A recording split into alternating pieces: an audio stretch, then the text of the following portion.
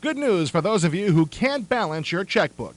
You may be overqualified for Interplay's CD-ROM release of Buzz Aldrin's Race into Space, which gives you the chance to mangle the budget of a major government agency as you vie with the Russians to become the first country to land a man on the moon. This is not a game for the mathematically challenged. While the actual launches are the most entertaining part of this release, you can't get to that point until you engage in some serious, yuppie-type number crunching as you manage all aspects of the U.S. space program. And unlike your personal finances, where a bounced check leads only to embarrassment, people will blow up if you make poor choices in this game. In other words, if the phrase race into space makes you think of hot graphics and killer game action, don't even bother with this release. You don't play this game, you manage it. There's some interesting historical space footage in this package, but if you're a Generation X baby who wants and needs non-stop entertainment in your games, Buzz is pretty boring. It's important to read the manual, unfortunately, since it's not clear from simply playing the game that many of your choices require time to execute. And, like NASA, each turn represents 6 months, and many of your personnel and launch decisions take more than one turn, making it extremely important to read the instructions before you start playing. It all starts in the spring of 1957 when you're given your initial budget. It's relatively simple at the beginning since you have no choice but to dump all of your money into research and development as you start from scratch. However, as time marches on, the decisions you make become more complicated, particularly as pressure increases from both internal and external sources.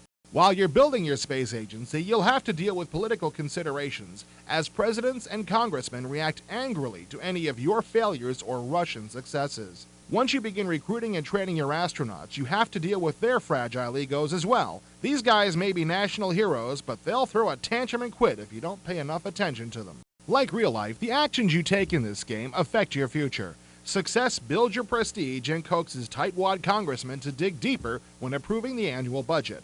However, if you blow up a rocket, or 2 or 7, you'll discover just how lonely life can be at the top. Once you get a few years into this game, you'll be busier than a one-legged man in a butt-kicking contest. Among the many things you must juggle at Cape Canaveral are a vehicle assembly building, an astronaut complex with a complete training facility, a research and development annex, and mission control.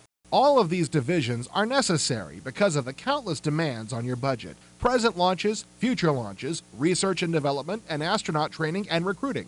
Of course, while you're trying to keep your head above water, your Russian opponent crows about his successes and coincidentally neglects to mention any failures. News of Russian success is aggravated by the length of time it takes for you to get through the Russian announcements. Despite being a branch of the American government, you don't have the luxury of covering up your mistakes, unlike the real NASA. Each of your turns begins with a news broadcast anchored by a character who bears a startling resemblance to the guy who used to be the most trusted newscaster in the country.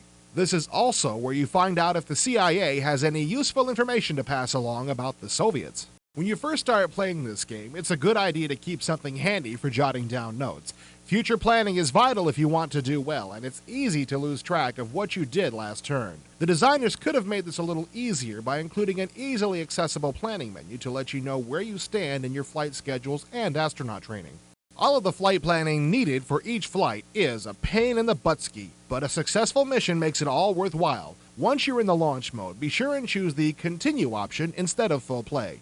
That allows you a full view of Interplay's mission control simulation, which includes some good-looking videos, still shots, and graphs that keep you informed of flight progress. And if something does go awry and your mission was a failure, you're informed of the exact nature of the problem that ruined the launch. Unfortunately, for your peace of mind, it doesn't offer a solution, easy or otherwise, although it does show your multi-million-dollar toy bursting into a lovely ball of flame.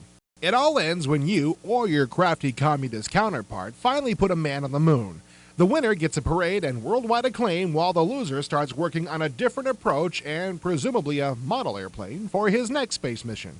This isn't a game that demands fast reflexes, but it's interesting enough if you like thinking strategy games. Put it this way, unless you hail from a planet populated by accountants, Interplay's CD-ROM release of Buzz Aldrin's Race into Space isn't going to take you where no man has gone before.